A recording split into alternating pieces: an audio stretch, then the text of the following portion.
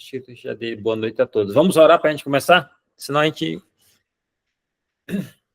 à medida que os demais forem chegando, eles vão se conectando.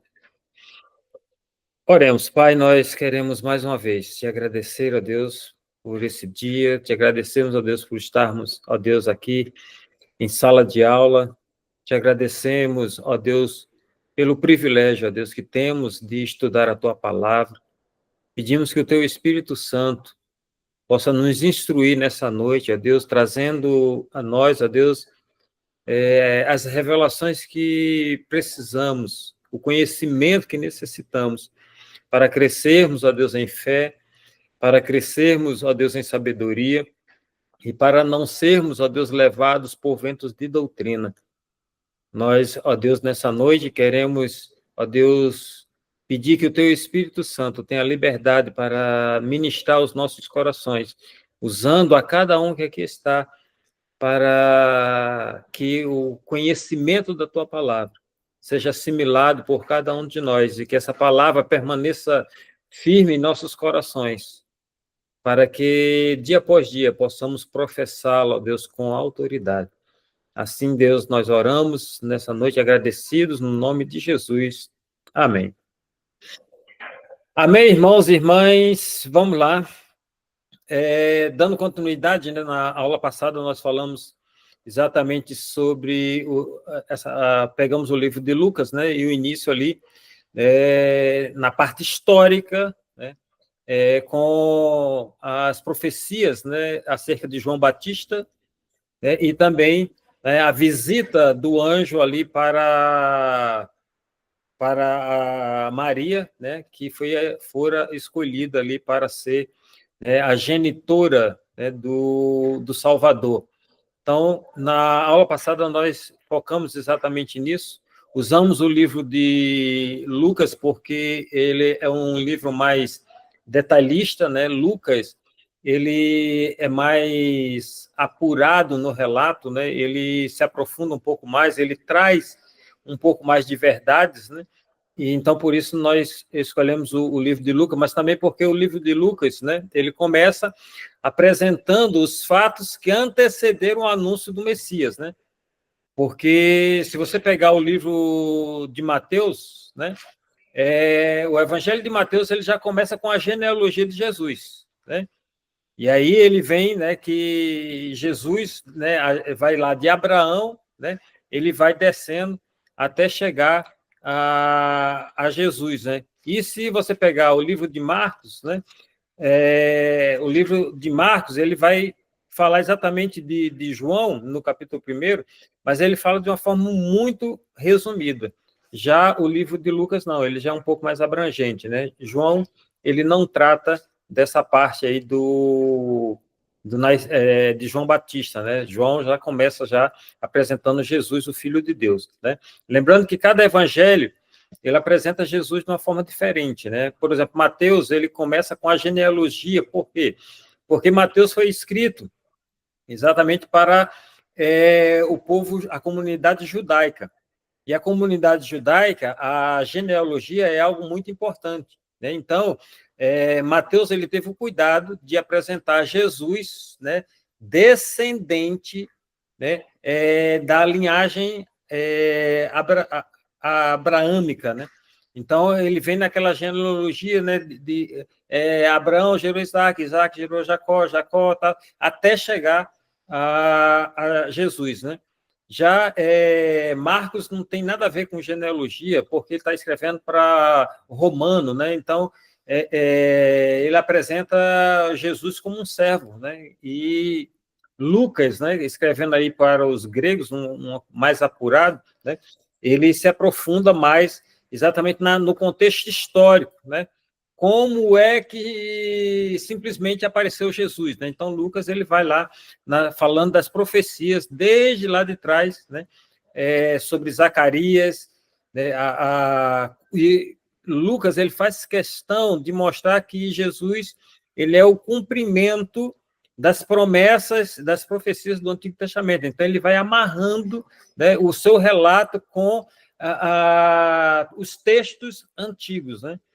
Então, continuando na aula de hoje, né, nós preparamos aqui, deixa eu só, que ainda estou tomando uma pequena surra com o mouse aqui do... Pronto, deixa eu mudar para cá.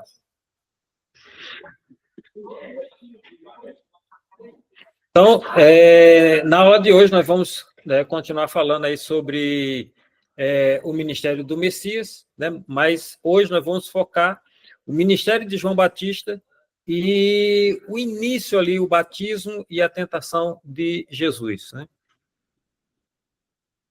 Esse texto aqui, deixa eu só voltar aqui para ler esse texto, porque esse texto é muito importante e eu gosto muito desse texto, porque esse texto, Jesus, foi o texto quando Jesus entrou, né, no templo, foi dado a Jesus o livro da lei, para que Jesus lesse. E o que ele leu? Ele leu exatamente esse texto: o Espírito do Senhor está sobre mim, porque me ungiu para pregar o evangelho aos pobres, ele me enviou para proclamar a libertação dos aprisionados e a recuperação da vista aos cegos, para restituir a liberdade aos oprimidos e promulgar a época da graça do Senhor. E aí, quando ele termina de ler esse texto, ele fecha ali o rolo e ele diz: hoje se cumpre essa escritura. E aí ele começa, então, o seu ministério ali entre os judeus. Então, hoje, nós vamos seguir esse estoque aqui, o ministério de João Batista e o ministério de Jesus, claro. Aqui nós vamos focar só o início mesmo do ministério de Jesus, que é a parte aí do ministério de Jesus, tem parte 1, parte 2, parte 3, porque a gente, em cada parte, nós vamos estudar alguma coisa específica, né? Os estudos de Jesus, as parábolas de Jesus, né? Nós vamos, as viagens de Jesus, então nós vamos ver exatamente isso por parte. Então, sobre o ministério de João Batista, né, nós vamos... abra sua Bíblia aí em Mateus, nós vamos folhear aqui Mateus, Marcos e Lucas, né, para que, né, alguém aí não venha chamar minha atenção, que eu estou dando aula de Bíblia sem manusear a Bíblia, né? Cadê? Levanta a mão aí, Márcia. Mas o livro de Mateus, no capítulo 3, ele começa exatamente a falar de João Batista. E aqui no capítulo 3, né, de Mateus, vai dizer que João Batista ele pregava exatamente no deserto, né?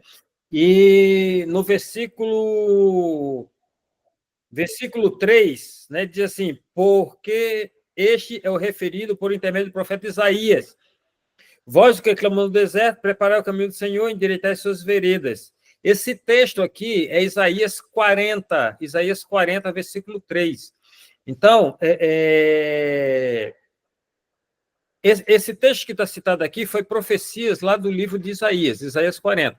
Aqui eu vou só abrir um parênteses, né, porque o livro de Isaías é o livro messiânico do Antigo Testamento. O livro de Isaías é o livro messiânico do Antigo Testamento. É o livro que mais fala de Jesus no Antigo Testamento. Mas o que é que acontece? O livro de Isaías, é bom que a gente entenda, né? Porque nós já estudamos o Antigo Testamento e eu acabei não citando essa parte, mas no culto de sexta-feira, né, isso me veio novamente à mente e eu pude compartilhar. O livro de Isaías ele tem 66 capítulos. O livro de Isaías ele é dividido em duas partes. A primeira parte vai do capítulo 1 ao capítulo 39. Qualquer semelhança com a quantidade de livros do Antigo Testamento é mera coincidência, né? A segunda parte do livro de Isaías é do capítulo 40 ao capítulo 66. E se você observar o capítulo 40 de Isaías... Antes, não vou dar spoiler ainda, não. Então, a segunda parte é do capítulo 40 ao capítulo 66, né, formando aí 27 livros, a mesma quantidade de capítulos que tem o Novo Testamento. É nessa segunda parte do livro de Isaías que ele apresenta Jesus, que ele apresenta, não Jesus em si, né, que ele apresenta o Messias, é nessa segunda parte. A primeira parte, basicamente, é juízo de Deus sobre Israel e sobre as nações, né? Por causa da idolatria, por causa do pecado do povo. Então, Isaías ele profetizou tanto para Israel quanto para as nações vizinhas, né? A segunda parte do livro de Isaías começa exatamente com o anúncio do profeta que antecederia o Messias. Então, o capítulo 40 de Isaías, ele já começa apresentando João Batista. E a partir daí começa as promessas messiânicas no livro de Isaías. E uma outra característica também do livro de Isaías, dessa segunda parte, essa segunda parte ela foi escrita durante o cativeiro babilônico. Então, o povo estava debaixo de jugo quando veio as promessas do Messias, do Salvador, do Libertador. Então, essa é só a característica aqui, esse parênteses aberto aqui para falar exatamente do livro de Isaías, porque foi no livro de Isaías, né, que veio a profecia acerca de João, né, falando exatamente que uma voz se levantaria no meio do deserto e essa voz estaria anunciando a vinda do Messias. Então, o povo, quando escuta João Batista pregando e dizendo o seguinte: olha, é chegado o reino de Deus entre nós, o reino de Deus é chegado. Então, o povo começa a se lembrar das profecias de Isaías, e o povo começa a viver essa expectativa. E aí, o que acontece? João, a sua mensagem é exatamente essa de arrependimento, do anúncio que o Messias está chegando, o Messias, né, está entre nós. E aí o povo começa a se aglomerar ali onde João estava. E onde é que João estava, né? João, ele vivia nas regiões desérticas ali, nas proximidades do Rio Jordão. Então, ele pregava, o ministério de João era afastado. Então, as pessoas iam até João. João não ia às pessoas. João não ia às pessoas. As pessoas iam até ele. Né? E ali foi se juntando muitas pessoas, né? Tanto os pobres, quanto os soldados, quanto religiosos se achegavam, e a mensagem de João era essa: produzir frutos dignos de arrependimento. Né? Arrependei-vos, arrependei-vos, arrependei-vos. Assim começa esse relato no livro de Mateus. Agora, quando a gente vai para Marcos, vamos lá, Marcos, capítulo 1, ele vai dizer basicamente a mesma coisa, né? Então, a gente vai só folhear aqui, né? Mas Marcos, no capítulo 1, no versículo 2, ele diz: conforme está escrito na profecia de Isaías, novamente falando Isaías 43, né?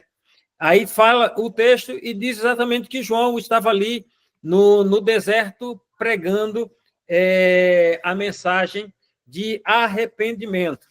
Agora, quando você dá um salto lá para o capítulo 3 de Lucas, como eu falei, né, o Lucas ele é um pouco mais detalhista quando ele está relatando algo. Então, no capítulo 3, ele vai dizer o seguinte: no 15º ano do reinado de Tibério César.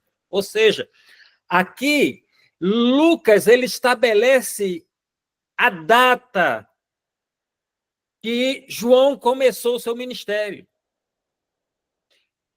Então, observe que Lucas ele é muito detalhista. Enquanto os outros falavam, apareceu no deserto, Lucas vem dizendo o seguinte: olha, no 15º ano do reinado de Tibério César, sendo Pôncio Pilatos governador da Judéia, Herodes, tetrarca da Galileia, seu irmão Filipe, tetrarca da região da Itureia e Traconites, e Lisânias, tetrarca de Abilene, sendo sumos sacerdotes Anás e Caifás, ou seja, ele pontuou o início do ministério de João. E aí ele vai trazer um detalhezinho que os outros não trouxeram. Veio a palavra de Deus a João, filho de Zacarias, no deserto.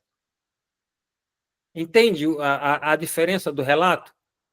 além dele pontuar o início, ele vai dizer exatamente o seguinte: olha, João não surgiu à toa.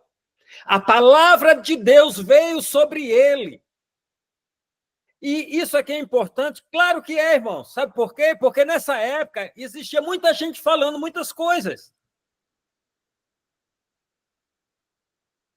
Nessa época aqui, existiam muitos profetas, existiam profetas de todo tipo, né? Existia muita gente querendo se promover. E quando ele dá esse detalhe, veio a palavra de Deus a João, filho de Zacarias, no deserto. Isso aqui é importante, porque isso aqui é o que diferencia João dos demais. Aqui ele põe um ponto dizendo o seguinte: olha só, foi a partir de João que tudo começou. Foi a partir dele, porque a palavra de Deus estava com ele, e essa palavra foi identificada por aqueles que viviam a sua época, né? E aí o texto de João, né? de Lucas, né? Ele vai falar que até os mestres da lei iam ter com João, né? Para perguntar se João era o Messias que havia de vir, ou eles tinham que esperar um outro. E aí, João, mais uma vez, né, vai ali dizendo raça de víboras, né? Ele gostava muito dessa expressão, né? Raça de víboras. Se João vivesse na nossa época de hoje, ele estava cheio de processo, né? Porque, né, não pode chamar ninguém, né? Ia dizer que era, no mínimo, bullying, né? Mas, assim, o ministério de João, Lucas, ele pontua quando inicia. E é a partir daqui que os historiadores eles vão datar exatamente a morte de Jesus. Quando Jesus começa e quando Jesus morre. Por quê? Porque Lucas, ele diz exatamente fulano de tal era governador romano, fulano de tal era tetrarca da Judéia, fulano de tal estava na Galileia, e em Jerusalém os sumos sacerdotes eram Anás e qual é o nome do outro? Anás e Caifás. Aí pega os livros históricos, chega-se à data exatamente do ministério de João. Ok? Então, essa é a diferença, basicamente, é a diferença dos relatos entre os evangelhos. Cada um teve uma preocupação. A de Lucas foi de ser mais detalhista, né? E aí, o que acontece? João está lá batizando.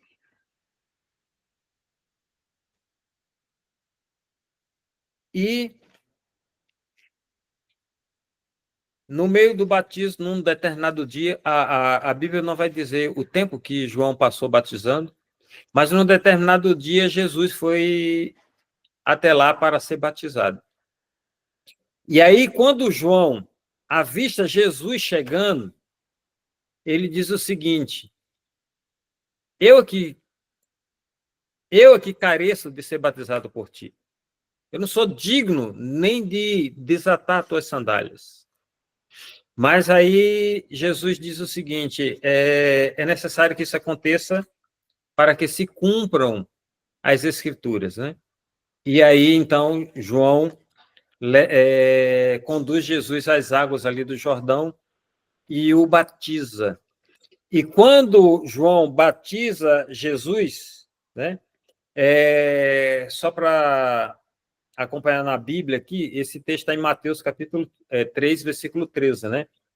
Quando João batiza, diz exatamente que os céus ali foram abertos e se viu, né, o Espírito descendo como forma corpórea de uma pomba sobre Jesus, né, e se ouviu dos céus uma voz dizendo: esse é o meu filho amado em quem me comprazo.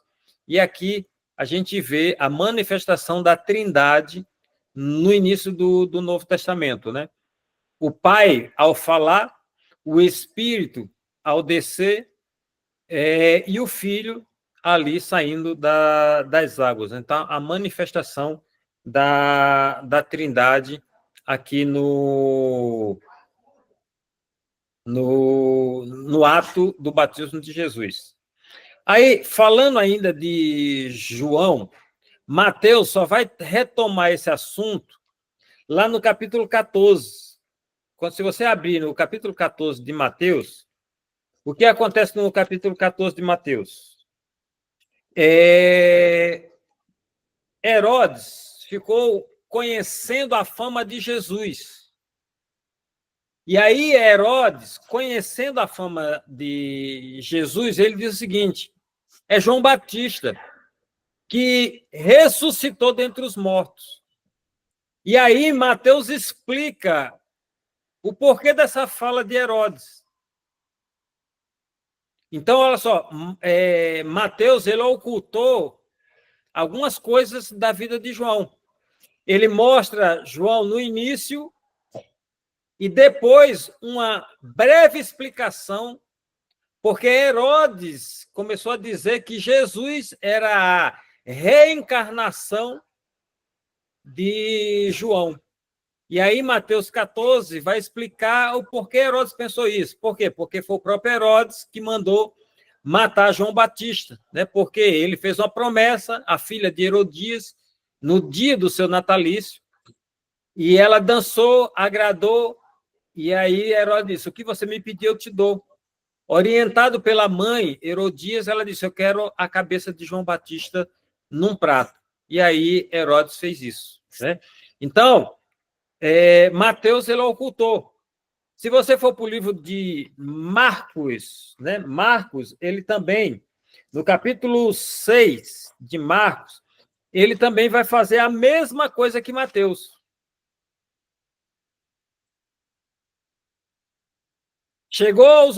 Marcos 6,14. Chegou aos ouvidos do rei Herodes, porque o nome de Jesus já ia se tornando notório. A mesma coisa que Mateus, né?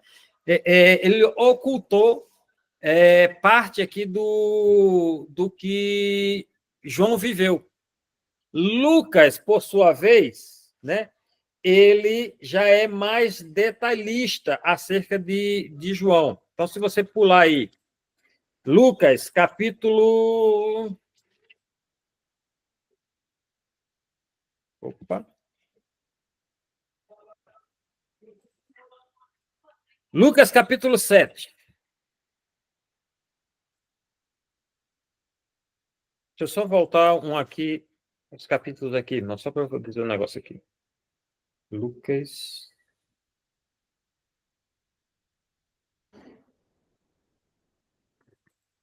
Só um minuto. Tá. Lucas, capítulo 3 ainda. É só para eu falar aqui algumas coisas para vocês. Lucas, capítulo 3, versículo 18, diz assim... Lucas 3, capítulo 18. Lucas, capítulo 3, versículo 18. Assim, pois, com muitas outras exortações, anunciava o evangelho ao povo. Mas Herodes, o tetrarca, sendo repreendido por ele, por causa de Herodias, mulher de seu irmão, e por todas as maldades que o mesmo Herodes havia feito, acrescentou ainda sobre todas a de lançar João no cárcere.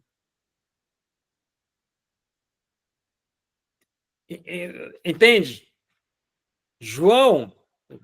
Lucas, ele vai explicando historicamente os acontecimentos. Enquanto lá em Mateus, quando vai falar, tanto Mateus quanto Marcos, vai falar, vai tocar novamente no nome de João, João já estava morto há muito tempo. Lucas não, ele vai seguindo os acontecimentos. Então, depois do batismo de Jesus, o que aconteceu? João continuou o seu ministério de chamar o povo ao arrependimento. Jesus já havia sido batizado, João continuou o seu ministério. E outra coisa que Lucas vai apresentar é que João ele tinha discípulos, ele tinha seguidores, tinham homens que viviam com João diariamente, que assistiam a João no seu ministério, né? Lucas vai mostrar isso. Então, o que acontece? Como João continuou com seu ministério, né? Uma das coisas que ele fez foi repreender Herodes, porque ele chegou para Herodes e disse: olha só, você está com um engodo aí com Herodias, mas isso não é certo, né? Isso é pecado, isso é adultério. E aí Herodes não gostou. Mas Herodes mandou prender a João mais por causa de Herodias. Mas a ideia de Herodes era um dia soltar João. Essa era a ideia de Herodes. O problema é que ele fez uma promessa, né? E ficou escravo dessa promessa que ele fez. Aí, quando você dá o pulo aí para Lucas, capítulo 7, versículo 18, diz o seguinte: todas essas coisas foram referidas a João pelos seus discípulos. Entende o que eu falei? Que João tinha discípulos? E João, chamando 2 deles, ou seja, João tinha muito mais discípulos. Ele chamou 2. Enviou ao Senhor para perguntar: és tu aquele que estava para vir ou havemos de esperar outro? Isso aqui, João estava preso. Então, Lucas, ele tem o cuidado de dizer exatamente o seguinte: olha, João batizou Jesus, João repreendeu Herodes, Herodes mandou prender João, João, quando estava no cárcere, chamou seus discípulos e enviou 2 deles para falar com Jesus, para saber se Jesus realmente era o Messias, ou eles tinham que aguardar outro. Vocês estão entendendo aí, pregando a linha do... Ok? E aqui, irmãos, sabe o que é interessante? É que os evangelhos anteriores, vai dizer exatamente o seguinte. Deixa eu voltar aqui para o capítulo 3, só para ver se isso aqui está em Lucas.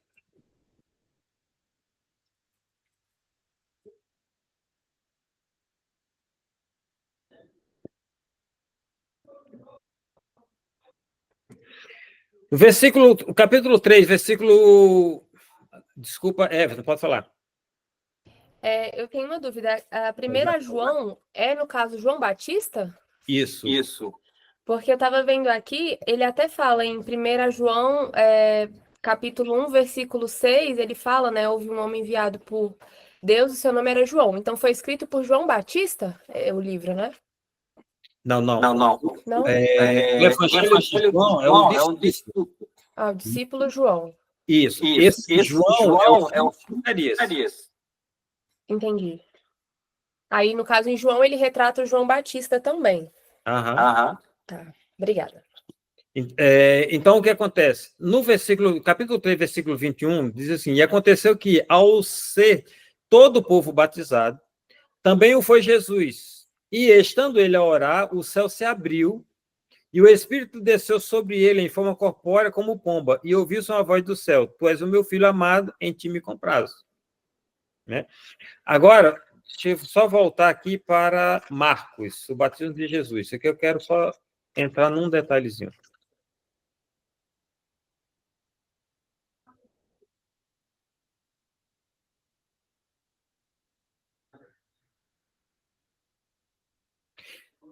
Em Marcos está assim: logo ao sair da água, viu os céus rasgarem-se e o Espírito descendo como pomba sobre ele. Então foi ouvida uma voz dos céus: tu és o meu filho amado, em ti me comprazo. Vamos para Mateus. Isabela, você estava com um texto no Evangelho de João, é isso? Sim, eu estava até comentando aqui em João, capítulo 1, versículo 32, ele vai também dar o testemunho do batismo de Jesus. Tá, então após ele batizar Jesus, Ele fala aqui, e João deu testemunho dizendo, viu o Espírito descer do céu como pomba e permanecer sobre ele. Eu não o conhecia, mas aquele que me enviou para batizar com água disse-me, aquele sobre quem vires descer e permanecer o Espírito, este é o que batiza com o Espírito Santo. Eu mesmo vi e já vos dei testemunho de que este é o Filho de Deus. Era esse o texto que eu queria. Obrigado, Isabela. Quem disse que viu? João, correto? Deixa eu abrir aqui o meu em João também. Deixa eu só para João, capítulo 1.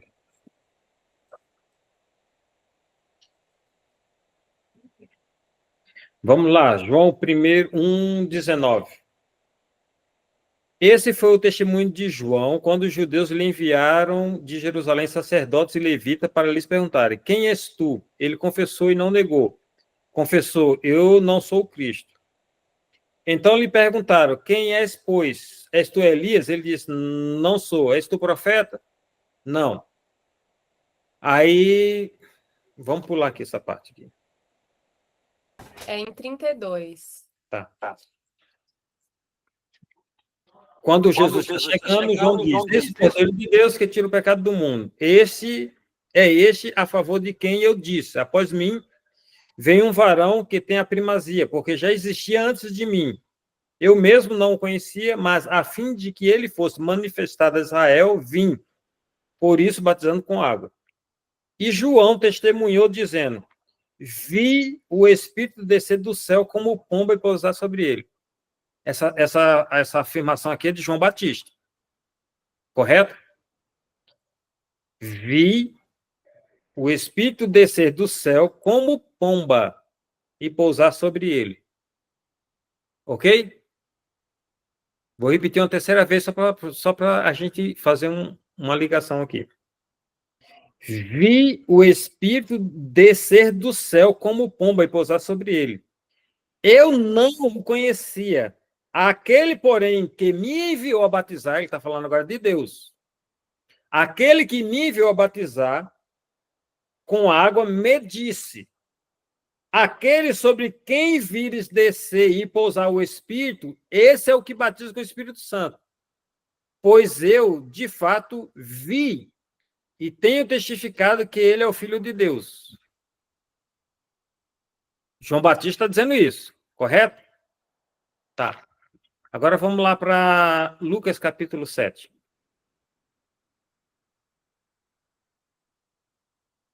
Versículo 18.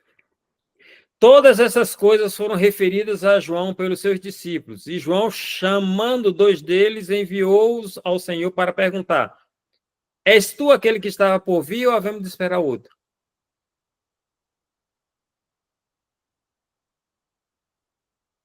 Não tem alguma coisa estranha aqui, não?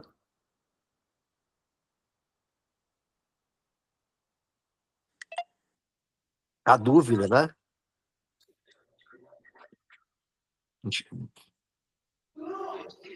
João viu tudo isso acontecer, e ele não teve dúvida naquele momento que era Jesus. Agora, quando o João estava lá preso, aí veio a dúvida. Será que era ele mesmo? Talvez nem João tenha entendido o ministério de Jesus.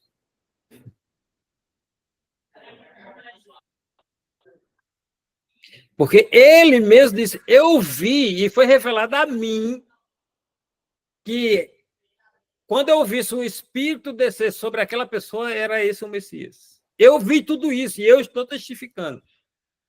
Só que é quando ele está preso. Ele diz o seguinte, chama os discípulos e fala assim, vai lá, pergunta para... Sabe aquele cara que eu batizei, que eu falei, que eu vi o Espírito descer sobre ele? Gente, eu estou falando com as minhas palavras, né? Que eu vi lá e que eu testifiquei que era ele o Messias. Cara, vai lá, procura ele lá. Ele deve estar pela Galileia lá, por Nazaré, sei lá. Pergunta se realmente ele é o Messias. Será que eu me enganei?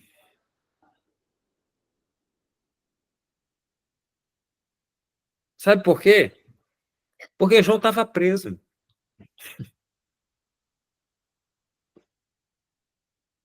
Alguém levantou a mão aí? Ou... Fui eu, estava esperando você concluir. Pode falar. Talvez o que eu vou falar, você vai falar depois, por isso que eu esperei, baixei. Mas pode falar, não tem problema. Eu penso a situação, porque assim, quando algumas pessoas não entenderam a forma que ele estava fazendo, e aí quando você traz assim, será que João também compreendeu? João estava, ele realmente, vamos dizer assim, ele via as coisas erradas, ele era meio sem paciência, né, para as coisas erradas, ele não tinha uma mansidão. João não conhecia mansidão, né? Então ele já falava, tanto que olha como que ele chamava. Então eu creio que ele esperava atitudes mais radicais, né? Eu creio. Quando não aconteceu e as coisas foram acontecendo, como assim disse o Omar, gerou uma dúvida. Mas aí eu tenho uma pergunta, que agora sim, né, a gente retomando algumas leituras, interessante. Eles não eram primos? Sim. E não se conheciam? Ele teve dúvida se era ele que seria? Então eu fiquei depois Eles não pensando moravam sobre. próximos, né? Eles não moravam próximos. Então, é possível que eles tenham crescido sem se conhecer. É possível. Porque desce, eu imaginei, né? Na fala, eu imaginei, porque assim, né? Tô contaminada pelo The Chosen. Mas só que o seguinte, ele está dizendo assim, eu não conheci o Messias. João poderia conhecer o primo, mas não conhecia o Messias. Então, eu até falo porque assim. E uma coisa é assim, de João criança brincando com Jesus criança. Estou dando um exemplo, eu não sei se isso aconteceu, né? Aí estão crescendo junto. Esse aqui é meu primo, Jesus. Esse é o meu primo João. Agora, primo é uma coisa, o Messias é outra. Ele está dizendo que ele não conhecia o Messias. E aí, quando ele vê o Espírito descendo, aí ele reconhece que aquela pessoa é o Messias.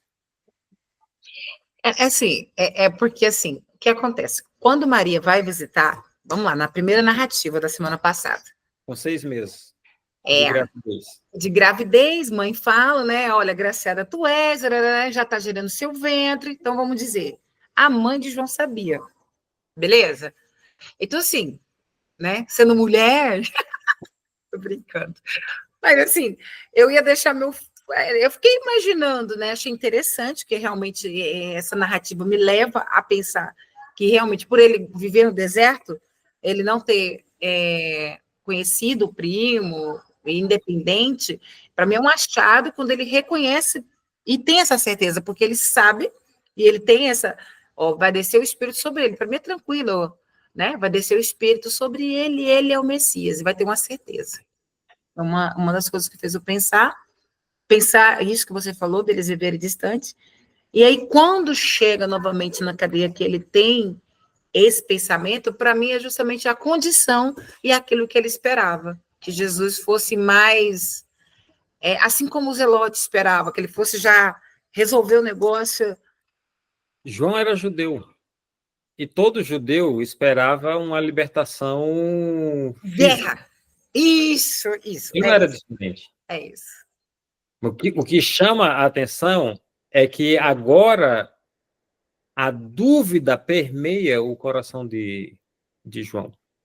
O mesmo João que afirmou e deu testemunho do Messias. E aqui a Bíblia ela é boa por isso, porque ela mostra as fortalezas, mas ela também mostra as fraquezas, né? Porque a mesma coisa que aconteceu com João é o que acontece com a gente. Mano. Tem dia que a gente entra na igreja saltitando de alegria, dando testemunho para cima e para baixo, gritando, rindo com tudo. Tem dia que a gente mal quer pisar dentro da igreja. Então, assim, a nossa vida tem esses altos e baixos. A gente tem que tomar cuidado, né? Para que quando a gente esteja no alto, a gente não venha abandonar o Senhor, e quando a gente estiver no baixo, não venha blasfemar contra o seu nome, né? Eu gosto do Provérbios lá 30, que ele diz o seguinte: 2 coisas eu te peço, não me deis nem a riqueza nem a pobreza, para que, estando rico, eu venha me afastar, e estando pobre, eu venha furtar. E que de ambas as coisas eu vou te desagradar. Então, dá-me o pão que me é necessário. Está lá em Provérbios 30, né? É uma palavra de sabedoria. Ele diz o seguinte: vai que eu não saiba andar na riqueza, nem tampouco andar na pobreza, né?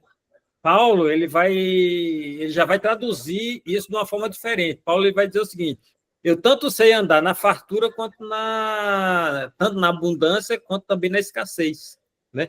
Paulo, ele diz: eu aprendi a viver na abundância e aprendi a viver na escassez. Por isso, tudo posso naquele que me fortalece.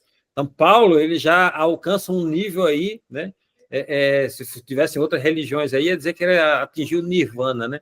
Ele atingiu um nível de excelência, né? Porque, assim, saber andar na abundância e saber andar na escassez não é qualquer um, não é para qualquer um, né? Então, mas João aqui, ele duvida, e ele chama os discípulos rapidamente e diz: olha, procura Jesus e tira essa dúvida, porque o negócio ficou complicado agora para mim. Eu tinha minhas esperanças nele, eu tinha as minhas expectativas nele, eu depositei, né, tal. E aí, pô, eu tô preso, pô. Eu que batizei, eu batizei o Messias. Pô. Quem está aí atrás de... Quem está aí na corrida atrás de honra ao mérito aí, ó. Fala, Everson. E também é Isabela, visto que existia... sempre aparece o Everson. Imagina. É visto que existia uma intriga que era formada entre João e Jesus, né? Ali pelos próprios seguidores. Então, tudo isso pode também ter fomentado essa dúvida. Como diz aqui em João 1:19, não, 1:21. E perguntaram: quem és tu? És Elias? Ele respondeu: não sou. Tu és o profeta? Ele respondeu: não. E perguntaram de novo: quem és tu? Precisamos responder aos que enviaram para dizer a respeito de ti, porque ele batizava, mas ele não era o Cristo, né? E aí, ó, aqui em 24. Então, os emissários da parte dos fariseus perguntaram nesse caso: por que batizas se não é o Cristo, nem Elias e nem o profeta? E aí João lhes respondeu: eu batizo com água, no meio de vós está alguém a quem não conheceis. E aí, em João 3, capítulo 3, versículo 22, tem um outro testemunho de João Batista, que aí vai dizer que Jesus estava em outro lugar e os seus discípulos estavam batizando também. E aí foram questionar isso a João, né? Por que Jesus estava batizando? Então, todos esses acontecimentos, João tinha consciência, mas os seus discípulos não. Por exemplo, quem viu e testificou foi João. Só que, realmente, o João, após o batismo de Jesus, ele continuou chamando o povo ao arrependimento e continuou batizando. E aí é como se tivesse um ministério paralelo, vamos dizer assim, né? Jesus cumprindo o seu chamado e João também cumprindo o seu chamado, né? Só que o Messias já era conhecido, né? Mas tem um outro texto que vai dizer exatamente o seguinte, que quando Jesus passa, né, os discípulos falam para João: olha lá, aquele que você batizou, tal, tal, tal. E aí João fala dizendo o seguinte: olha, ele é o Messias, acompanhe-os. Né? João fala isso para os seus discípulos, né? Mas o fato é que o seguinte: qual era a missão de João? Voz do que clama no deserto. Era anunciar o Messias. Uma vez que o Messias já estava entre nós e já for anunciado, o ministério de João não tem mais sentido. Compreende? E aí João vai para o cárcere. Então agora ele não pode mais batizar ninguém. Agora é a vez de Jesus. E lá no cárcere, né, ele é decapitado. Mas antes ainda, né, ele manda os discípulos a perguntar.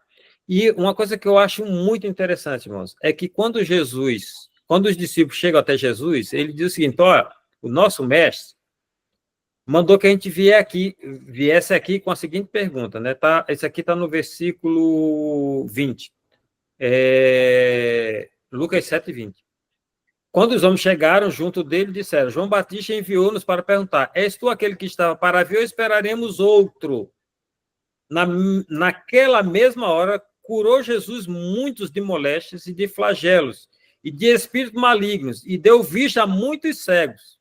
Então, Jesus lhes respondeu: ide e anunciai a João o que viste e ouviste.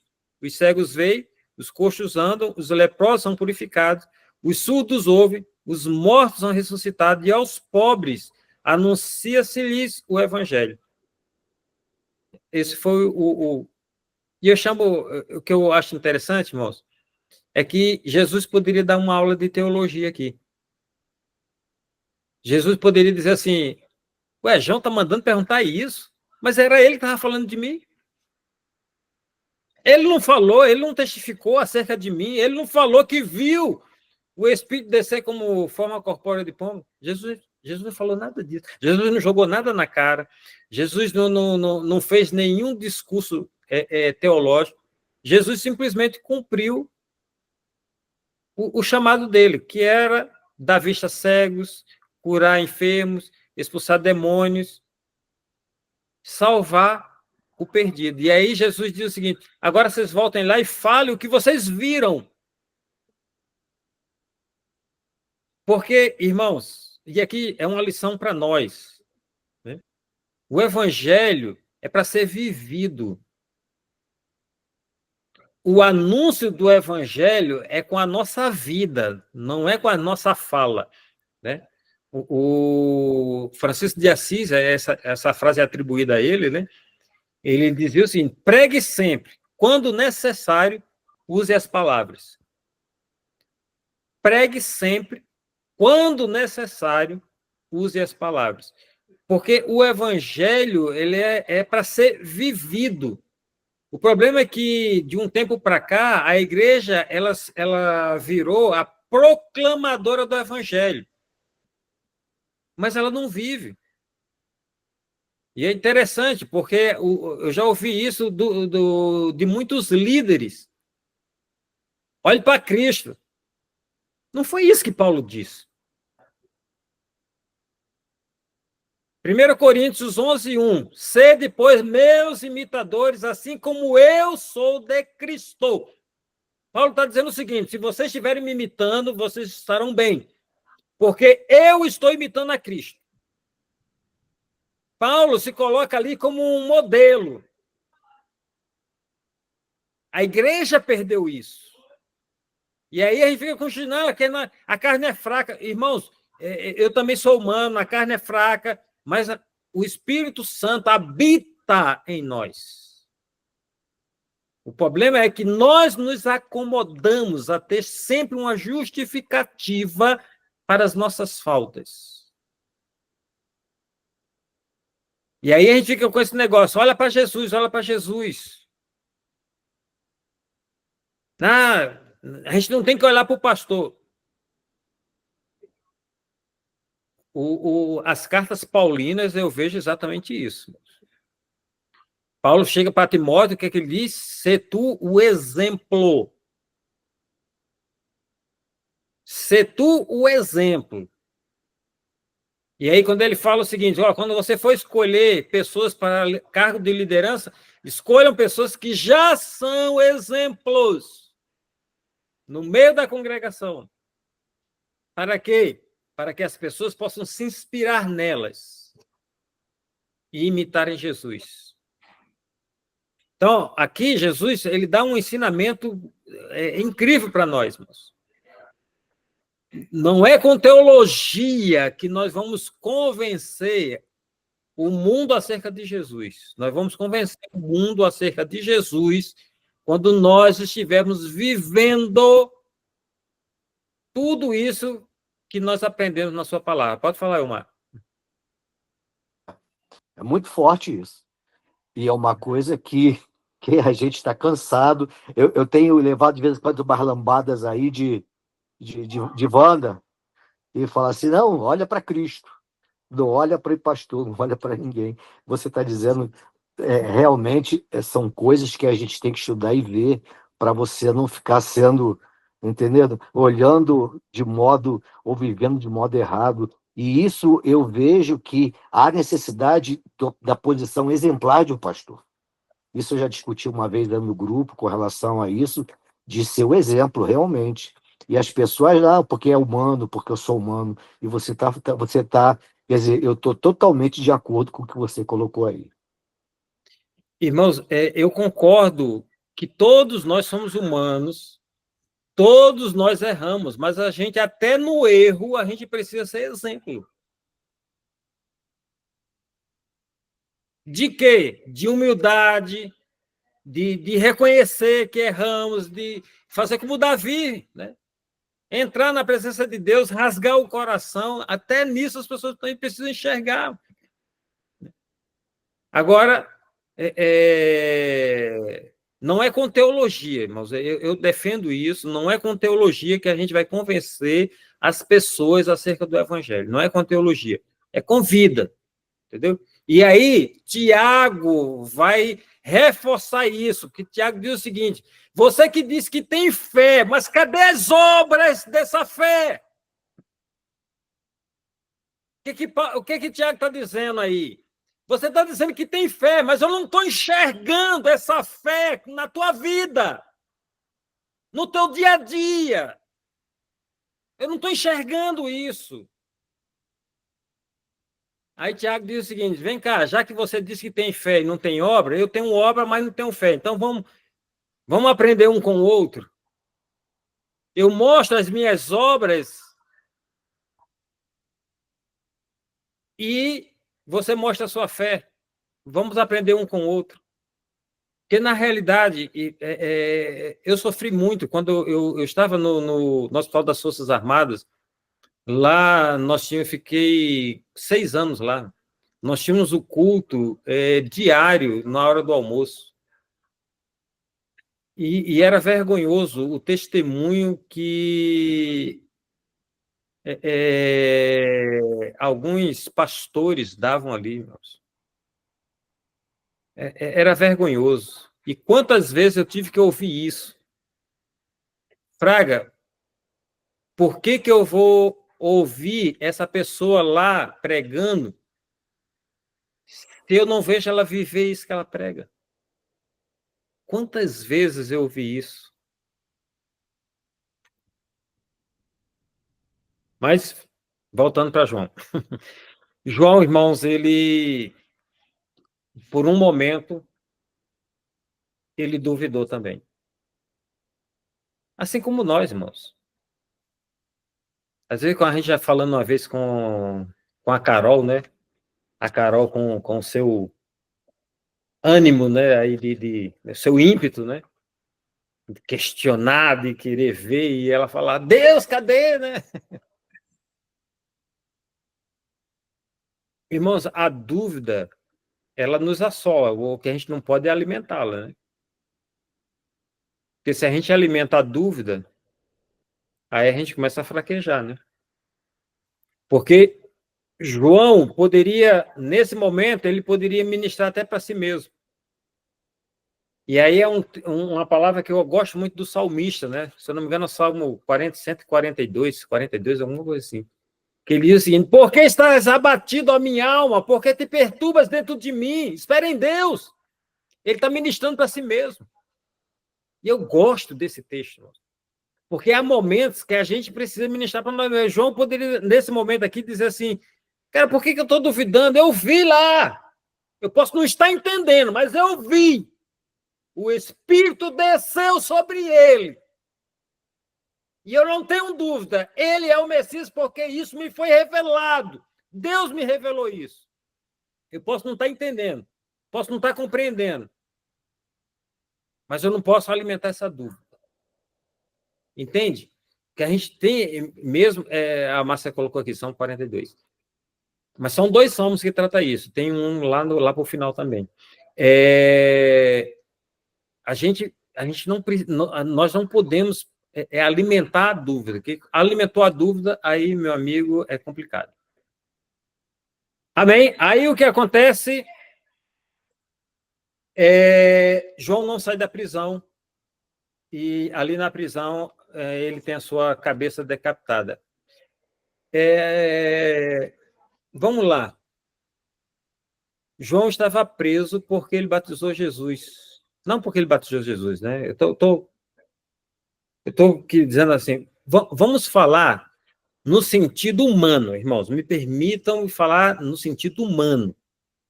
De meritocracia. O cara, João, é o cara, porque Jesus falou o seguinte, que na terra ninguém é maior que João. Se você continuar aqui nesse texto de Lucas 7, Jesus vai dizer que na terra ninguém é maior que João. Ok? Até aí, tudo bem? Então, assim, em termos de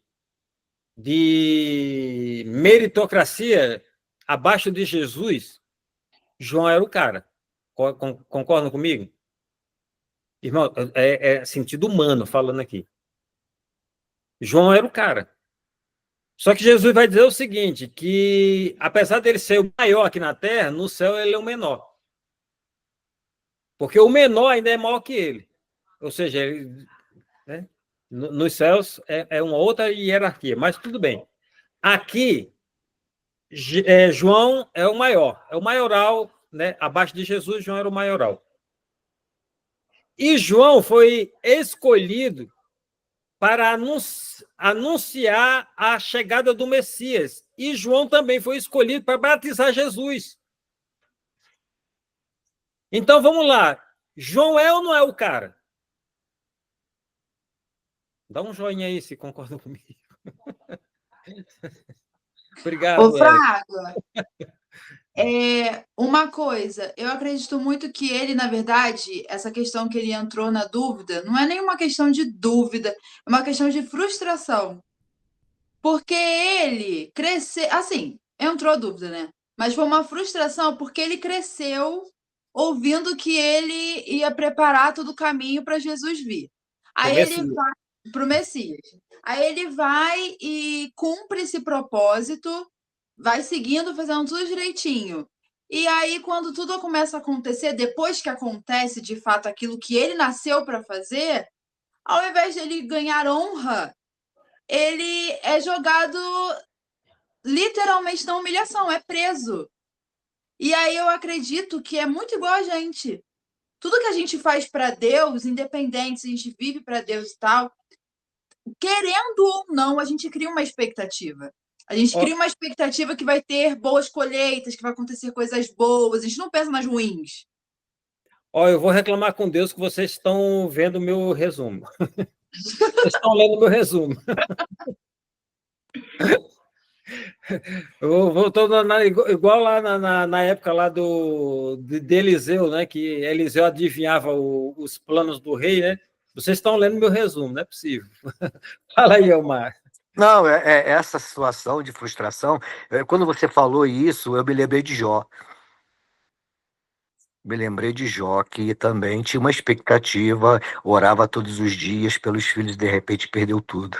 Dentro de uma mesma lógica, entendeu? Ok, só isso aí, só para... Irmãos, o que eu quero exatamente é reforçar isso. No reino espiritual não há lógica humana. Porque, olha só, João era o cara aqui na Terra. E agora está preso. João era o cara. Já imaginou? Olha só, ele batizou Jesus. E agora está preso. E outra. Você viu a morte de João? Foi decepado, decapitado, né? Pô, cortou a cabeça do cara. Ainda levou numa bandeja.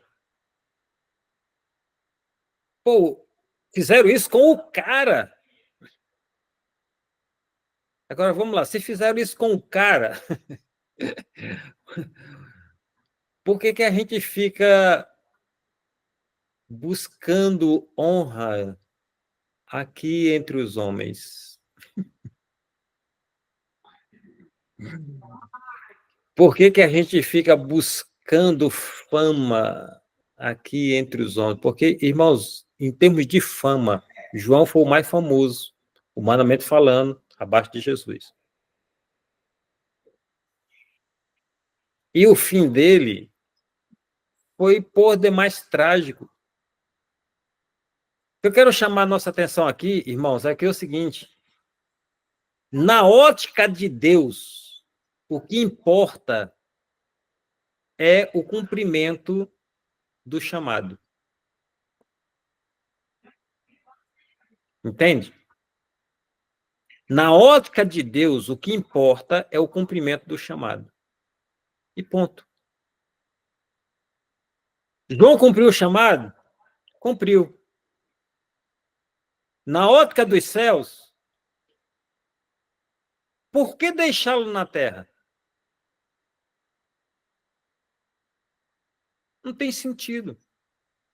Aí você vai dizer assim: ah, mas ele poderia ter morrido diferente, né? Uma morte pelo menos mais, né? Mais suave, né? Uma coisa assim. Isso é humanamente falando, meus. Na ótica dos céus, não importa o como ele vai passar dessa vida. O que importa é que ele já está com o passaporte garantido. Ao sair daqui, ele já vai estar lá. Pronto, acabou. Posso falar, Everton? Eu tava falando aqui, ó, então deixar para cumprir o chamado mais tarde, vai, que vive um pouquinho mais, né? Aproveitar um pouco, né? Mas aí ia gerar concorrência. Os discípulos de João iam gerar concorrência com os discípulos de Jesus. Mas o que eu quero chamar a atenção é exatamente isso, irmão. Cumpriu o propósito, cumpriu o chamado. Não tem mais sentido. Entende? Então, assim, a morte de João foi trágica, humanamente falando, irmãos. Porque para os céus foi festa, irmão. O cara veio, cumpriu o propósito, fielmente. O que cabia a ele fazer, ele fez. É porque realmente ele chamou a atenção daquelas pessoas, ele realmente, quando Jesus apareceu, ele simplesmente disse: ó, galerinha que está aqui, que veio ser batizada por mim, ó, preste atenção. O cara agora é ele, ó. Mirem nele, ele é o cara. Sigam.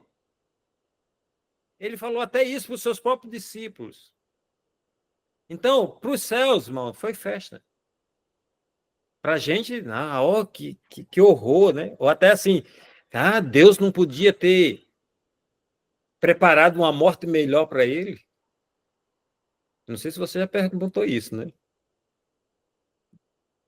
Mas eu já. Mas, irmãos, os céus. Eu estava no hospital das Forças Armadas, só para a gente entender. Teve um motorista do Almirante que ele morreu com dengue hemorrágica. O cara, ele corria, ele, assim, cuidava da sua saúde, uma coisa assim. Aí foi um mosquitinho, picou o cara, dengue hemorrágica. Ele realmente demorou a buscar o tratamento. Quando ele entrou no hospital, já sangue saía dos seus poros, né? Fizeram hemodiálise lá, fizeram de tudo para salvá-lo, porque ele era um motorista do Almirante, era um cara muito conhecido e tal. Fizeram de tudo para salvá-lo, mas o sangue não ficava mais, não prendia mais no seu corpo, saía pelos poros. Sei que ele veio a óbito. Eu me senti muito mal por causa disso, porque eu fiquei assim, cara, ele cuidava da saúde, um mosquitinho foi lá e... Mas eu fiquei mal mesmo com aquilo. Aí eu estava tomando café com outro rapaz, um outro enfermeiro lá, que também é cristão. Isso um tempo depois, um mês depois, a gente estava tomando café e a gente comentando sobre isso, né? E eu falei para ele, cara, eu fiquei muito mal. Sabe qual foi a resposta desse enfermeiro para mim? Ele disse: Fraga, o mosquito foi a desculpa. O tempo dele chegou, pô. Deus tomou. Acabou, pô. O mosquito foi só a desculpa.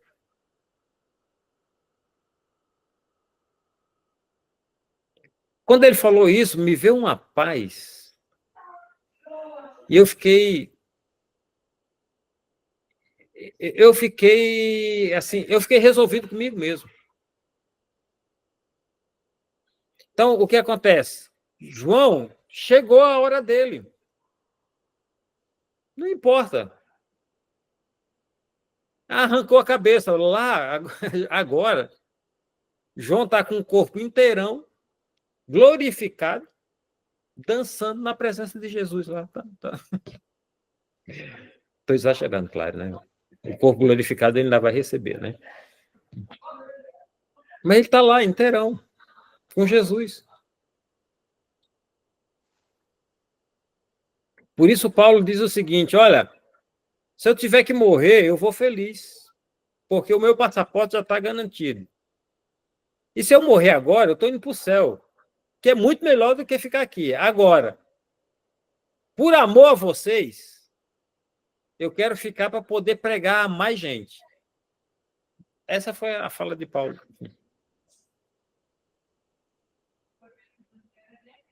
Amém? Então, esse foi o ministério de João, o Batista. Alguma pergunta até aí? Eu vou só passar essa transparência aqui. Sobre Jesus Cristo, eu vou falar só sobre o batismo. O batismo eu já falei, né? Mas só sobre a tentação. Quando Jesus foi batizado, ele foi para o deserto para ser tentado, né? Eu quero só ver com os irmãos a diferença desse relato nos evangelhos. Deixa eu só pegar aqui a tentação de Jesus em Mateus. Capítulo 4 de Mateus. A seguir, foi Jesus levado pelo Espírito ao deserto. Primeiro destaque aqui. A seguir, foi Jesus levado pelo Espírito ao deserto.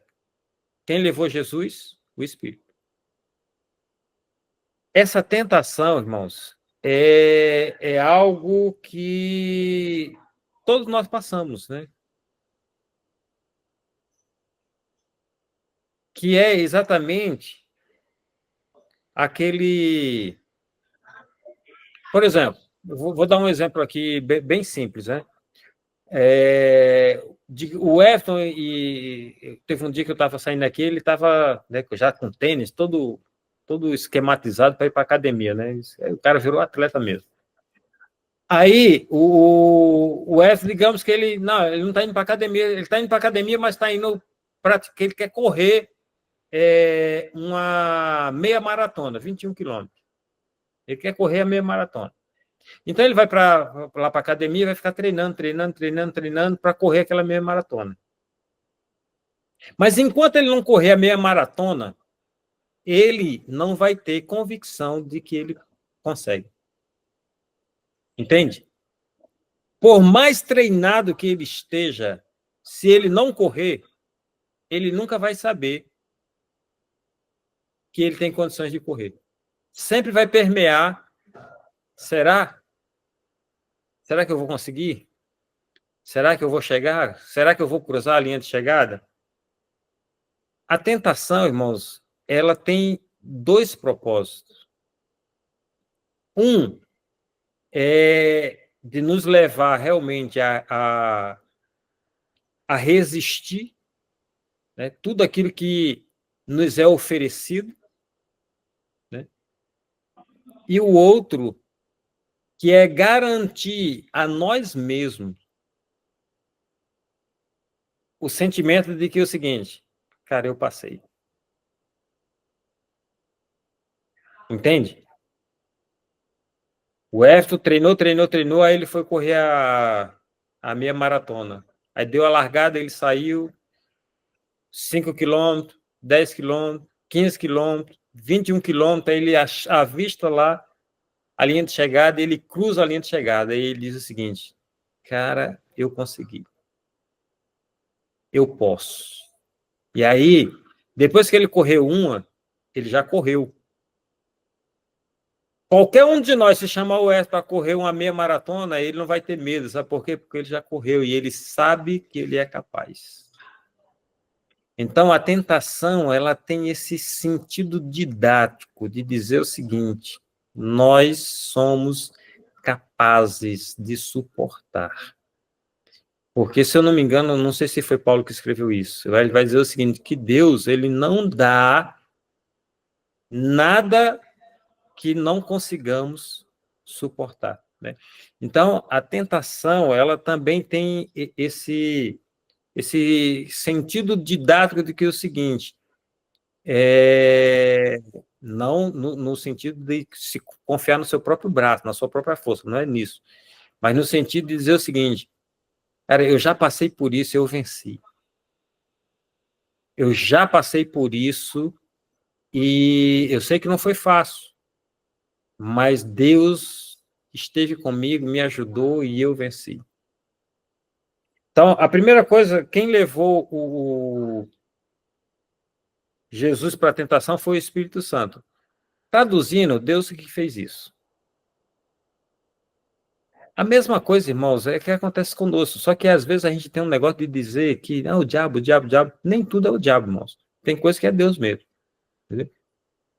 Mas tudo que é ruim é o diabo e tudo que é bom é Deus. Não, irmãos, não sobreveio a vocês tentação que não fosse comum. A Márcia colocou aqui o texto, é Coríntios, foi Paulo mesmo que falou.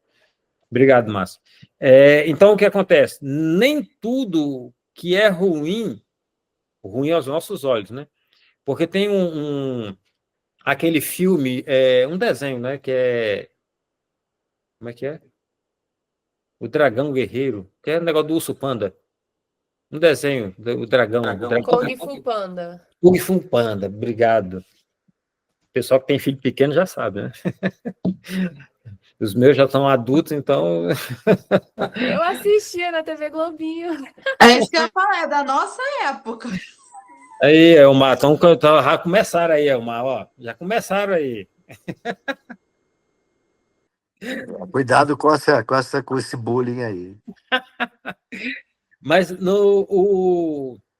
lá tinha um daqueles conselheiros lá, né? Porque chegou assim a pessoa dizendo, mestre, uma má notícia, mestre. Aí o mestre dizia assim, olha, não existe má notícia, só existe notícia. Má ou boa, isso aí somos nós que atribuímos, mas só existe a notícia. E eu achei interessante isso, né? O que eu quero dizer com isso é exatamente porque, assim, às vezes a gente coloca não, que tudo que é ruim é o diabo e tudo que é bom é Deus, né? Mas pode ser o contrário, irmãos. Porque aqui na tentação, Satanás ofereceu riqueza a Jesus. E aí, irmãos, quem é que quer fugir de riqueza aí? Quem é que quer fugir de uma mala aí com 10 milhões de dólares aí? Quem é que quer fugir dessa mala, né? Ele ofereceu riqueza. Como diz a Márcia, eu não vou nem falar nada para eu não pecar.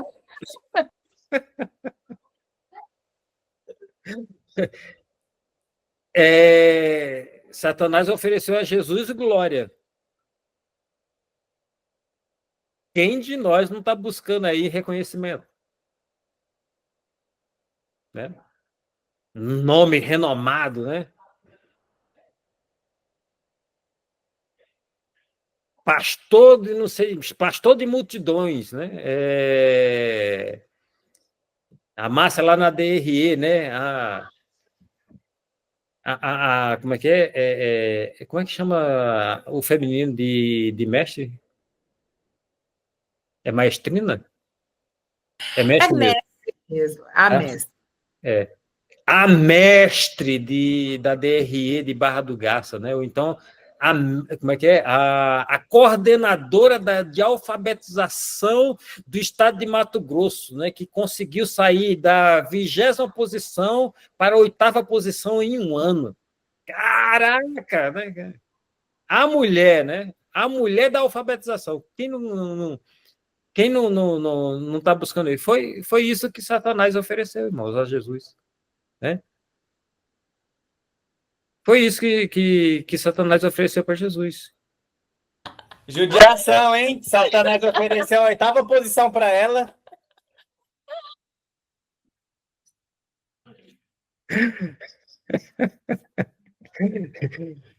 Fazer igual o Tiago, filhão ali do Elmar, né? Aí ele coloca assim, já sabe. E na boquinha, para não falar e não pecar, né, Isabela? Vocês entendem essa questão da tentação, irmãos? A tentação não foi nada terrível, assim, humanamente falando. Jesus estava com fome. Ah, outra coisa. É que eu acabei nem lendo a Bíblia, mas às vezes eu falo muito. Por isso que a massa chama a minha atenção. Eu não saí nem do primeiro versículo. O que acontece? Deixa eu voltar para a Bíblia aqui. Foi levado pelo Espírito para ser tentado pelo diabo. Depois de jejuar 40 dias, 40 noites, teve fome. Aí começa a descrever. Só que Mateus vai descrever 3 etapas, né? Fome, e aí, né? Se você não é filho de Deus, né? Dá ordem a essas pedras que transformam em pão. Aí Jesus, não só de pão vive o homem. Aí depois levou Jesus lá para o alto do pináculo, lança daí abaixo que, né, o Senhor vai enviar os anjos para te socorrer. Não tentarás, está escrito, né? Não tentarás o Senhor teu Deus. E lá, depois, levou lá para ver todos os reinos, né? E disse, olha, se você prostrado me adorar, tudo isso vai ser teu. E aí Jesus disse o seguinte, para trás está escrito, ao Senhor teu Deus adorarás, só a ele darás culto. Isso aqui está em Mateus. Primeiro, às vezes eu já ouvi pregadores falando exatamente assim, que Satanás é mentiroso. Irmãos, nessa tentação aqui, ele usou a própria palavra. Entende? Por exemplo, voltando aqui para o caso da Márcia, né? A alfabetizadora de Mato Grosso. Né? Aí, se você pega Deuteronômio 28, que diz o seguinte, deixa eu bater aqui, eis que te digo, serva! Né? Irmão, desculpa a brincadeira. Deuteronômio 28. Estarás sempre por cabeça e nunca por cauda, é isso que diz o Senhor. Não é isso que está lá em Deuteronômio 28? Satanás ofereceu exatamente isso, irmãos. O que está escrito. Você sempre vai ser cabeça. É como eu já ouvi algumas vezes, né? Lá no Rio de Janeiro. Cara, você não é pastor? Você não precisa mais ficar se submetendo, não, cara. Cria o teu ministério que a gente vai atrás. Eu ouvi isso lá no Rio de Janeiro.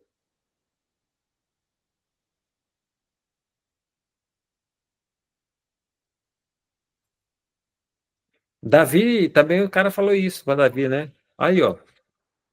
A vida aí do teu inimigo aí na tua mão. Deus te dando agora a oportunidade de você se ver livre dele. Eu quero que a gente entenda como é que a tentação funciona. Não é aquele negócio seguinte, ó, tá lá, eu vou usar essa expressão para os homens, né? Tá lá, ó, 10 mulheres gostosonas lá, para você fazer o que quiser. Não é assim. Agora, por exemplo, é assim, Carol, você quer ser promovido lá no teu trabalho? Tem como eu dar uma forcinha. Tem como eu te ajudar. E, ó, Deus é contigo, irmã. Porque está escrito, serás sempre cabeça e não cauda. A tua posição é lá em cima. Eu te dou ajuda. Viu a diferença? É assim que as coisas acontecem. E foi assim com Jesus, e é assim com a gente, não é diferente. Ok? Vamos para Marcos, rapidinho, para gente. Eu vou ficar só com a tentação para a gente encerrar a aula hoje.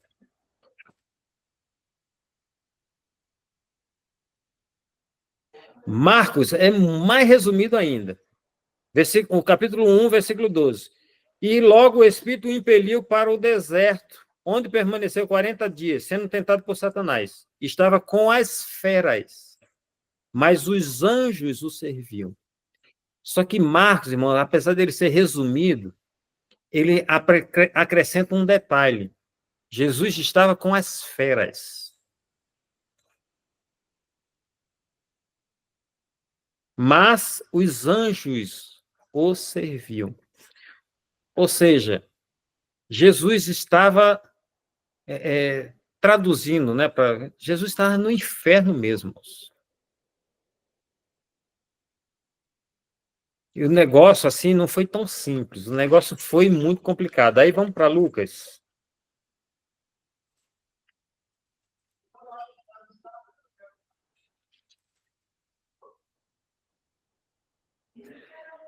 Lucas, capítulo 4.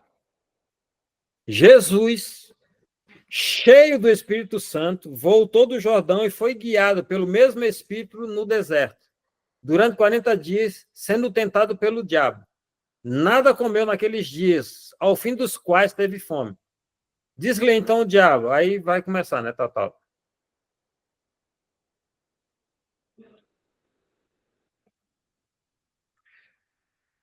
Aí no finalzinho, versículo 13. Passadas que foram as tentações de toda sorte, apartou-se dele o diabo até momento oportuno.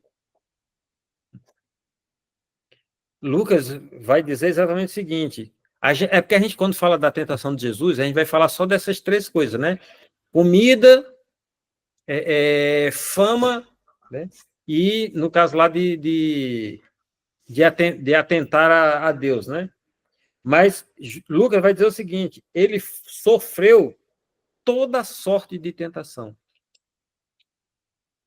Ou seja, o que a gente está lendo aqui são resumos do que Jesus passou lá no deserto. Deixa eu só ver se João fala sobre a tentação.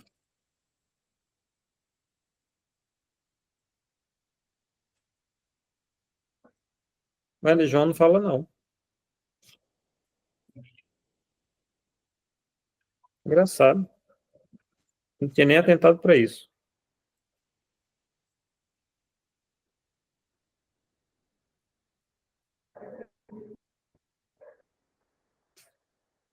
João não vai falar sobre a tentação. Mas o que eu quero dizer exatamente que esse nível de tentação que Jesus passou, irmãos, está resumido. Não foi só aquelas três coisas que às vezes eu escuto as pessoas pregando, né? Não é que Jesus foi tentado em 3 áreas. Não existe isso, né? Na realidade, esses 40 dias foi ali sendo provado em todas as coisas, né? Que todas as coisas são essas, todas as coisas que é inerente à natureza humana. Aquilo que a natureza humana busca, aquilo que a natureza humana, né, essa nossa natureza pecaminosa. Agora, Jesus, ele tinha algo que diferente de nós. Jesus não tinha natureza pecaminosa. Então, para Jesus ceder a uma tentação era muito mais difícil que nós, né? Porque, irmãos, às vezes a gente corre atrás da tentação por causa dessa nossa natureza pecaminosa. Não é nem Satanás que vem ao nosso encontro, a gente corre atrás. Não tem aquele negócio lá no quartel tinha esse negócio, né? Nada a fazer, vamos ali tomar uma cadeia, né? Assim, tem gente que tá tudo tranquilo, aí ele inventa um troço, e às vezes ele até se prejudica com esse negócio que ele inventa, né? Às vezes é assim, né? Às vezes o diabo não quer nem dar, fala assim, hoje não tem nem nada a ver com isso, e o povo tá lá pedindo. Então, a nossa natureza pecaminosa, ela corre atrás dessas coisas, né? Por exemplo, no Davi, lá, quando estava passeando no palácio, que ele viu aquela mulher despida, né? O ver a mulher despida não tem problema nenhum. O problema é o que ele fez depois da visão, né? Então, aí tem gente que vai dizer, Satanás colocou uma mulher despida ali para tentar o rei. Né? Ou então, não, Satanás, né? A pessoa está assistindo televisão, né? E aí Satanás colocou o canal lá para atentar, né? Gente, só se o nosso dedo chama Satanás, né? Porque é o nosso dedinho que fica controlando os canais que a gente vai assistir, né? Tanto seja na TV, seja no celular, né? Então, a tentação, ela tem esse cunho didático, de dizer o seguinte, cara, eu passei. No sentido de dizer o seguinte, olha, você está pronto. Você está pronto para iniciar a sua jornada. Você está pronto para iniciar o seu ministério, sabe por quê? Porque você resistiu.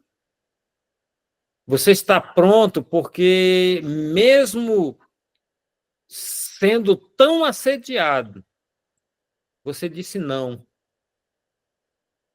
Você permaneceu íntegro, você permaneceu fiel até o fim. Isso é muito importante, irmãos. Por isso, Paulo, ele fala que, antes de reconhecer um obreiro, ele deve ser testador.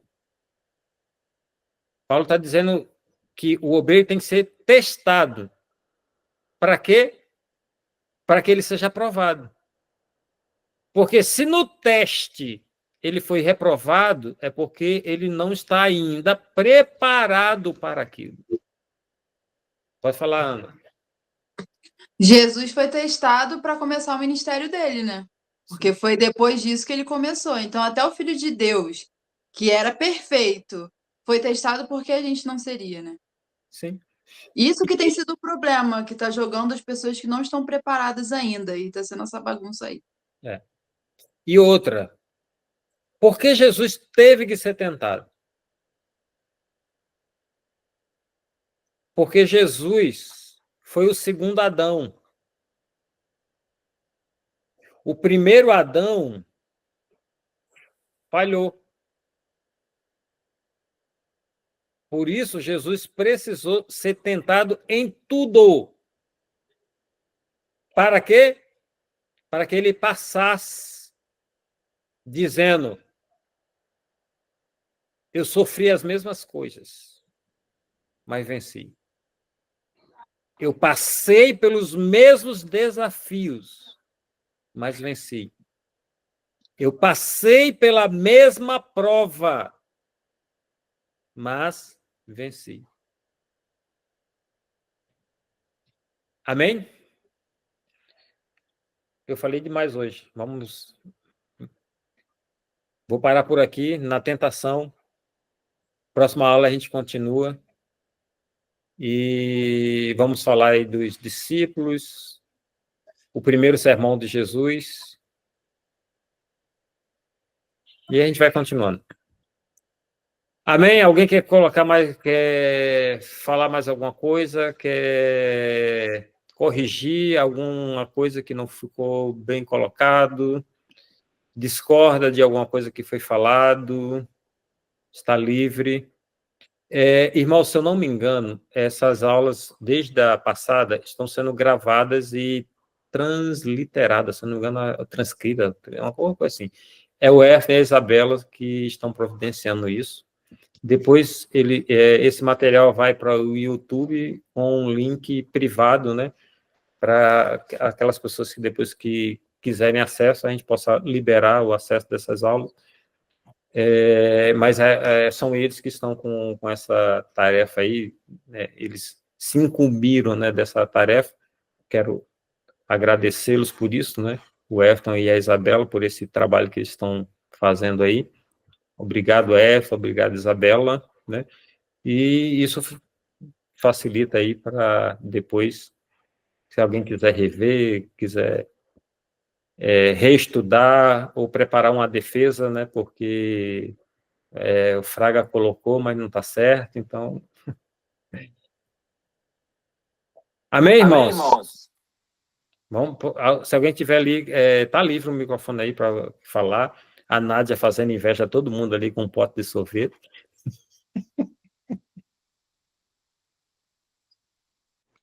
Eu não quero acrescentar nada, mas queria falar que a aula hoje, hein? Todo mundo aí que falou também, muito bom.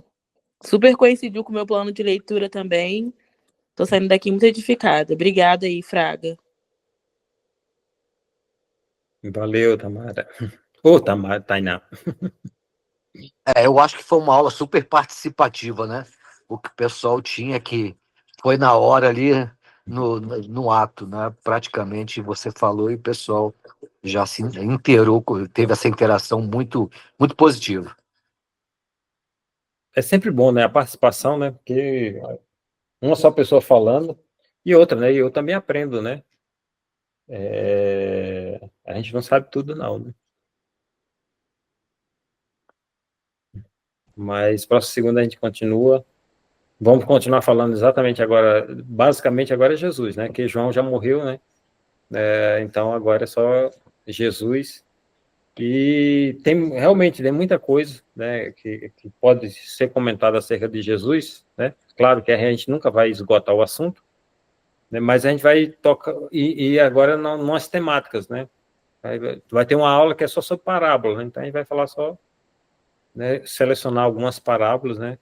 O motivo por que da parábola e selecionar algumas parábolas para a gente explicar, e assim a gente vai levando, né? Mas, se eu não me engano, a próxima aula já é o Sermão da Montanha, né? A escolha dos 12 e o Sermão da Montanha, que o Sermão da Montanha é a base do ensino de Jesus, né? Tudo que Jesus fez depois foi em cima do Sermão da Montanha, né? Então, é a base, e é como se fosse também a base do cristianismo, né? O Sermão da Montanha ali. Agora, é interessante que eu ouvi um pregador dando uma entrevista aí, esses estudiosos aí, ele falou um negócio que chamou a atenção, né? Que ele disse que o Novo Testamento, a nova aliança, é que a gente fala, né, que o Novo Testamento é a nova aliança, né? Só que a nova aliança, ela começa com Atos, né? E não com os evangelhos, né? Porque Jesus veio cumprir a lei. Então, se Jesus veio cumprir a lei, até Jesus cumprir a lei, nós estávamos vivendo a lei. Então, a nova aliança é quando o Espírito desce sobre os discípulos e, a partir dali, né, começa a história da igreja, né? Ou seja, a nova aliança. Até a descida do Espírito, estávamos vivendo debaixo da lei, porque Jesus veio cumprir a lei. Eu achei interessante, né? Eu nunca tinha pensado nesse sentido, né? Mas é lógico, né? Se Jesus veio cumprir a lei, é porque a lei, né, estava em uso, né? Então, ao cumprir a lei, né, é que se estabelece, então, a nova aliança, que é ali, a partir de Atos, ali, já com os discípulos, né? Não com Jesus. Então, ele fala, Jesus, ele viveu na época da lei. Depois, sim, é que veio a nova aliança, a graça representada através do Espírito. Amém, irmãos? Próxima segunda nós continuamos. Tenham todos uma semana muito abençoada. Continue estudando, continue lendo a Bíblia, continue tirando as suas dúvidas aí, reforçando. Se tiverem alguma pergunta, joga lá no grupo ou no particular, a gente corre atrás aí de respostas. Se a gente não conseguir alguma resposta, a gente vai para os universitários, né? O Elmar aí, o estudante de hebraico aí, tá aqui no grupo só para isso, né?